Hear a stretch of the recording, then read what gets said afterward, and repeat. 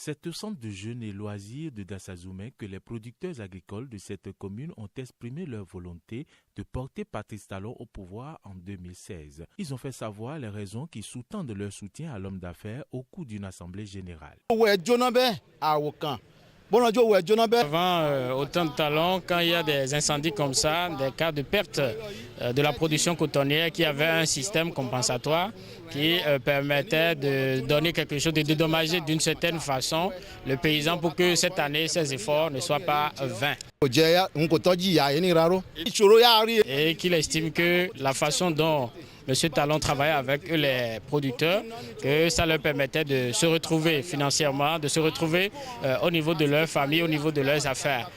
Que par des problèmes politiques, il est parti et que eux, producteurs, cotonculteurs, qui se sont réunis au niveau de leur creuset à Dassazoumé, ils demandent à M. Talon de descendre et que eux, ils veulent susciter sa candidature, qu'ils lèvent la main pour pouvoir aller aux élections, qu'ils estiment qu'avec M. Talon, que eux, cotonculteurs, leur vie sera différente. L'un après l'autre, les producteurs de la commune de Dassazoumé ont exprimé les difficultés rencontrées ces dernières années sous le régime en place. Selon eux, seul Patrice Talon peut les sortir d'affaires. Nous demandons à Patrice Talon de se présenter à la présidentielle de 2016. C'est ce que le collectif des agriculteurs de Dassazoumé lui demande. S'il est candidat, il réussira car nous le soutiendrons. Ainsi, les producteurs ont pris l'engagement de soutenir Patrice Talon à la prochaine élection présidentielle. Dénonçant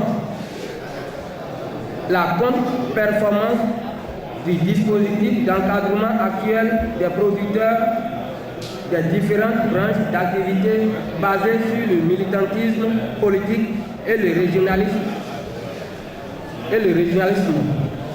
De candidature à la magistrature suprême au Bénin et reconnaissant les qualités professionnelles, managériales et humaines de M. Patrice Talon, prenons l'engagement ferme et solennel. L'on peut donc dire sans se tromper que la balle est bien lancée dans le camp de l'homme d'affaires Patrice Talon.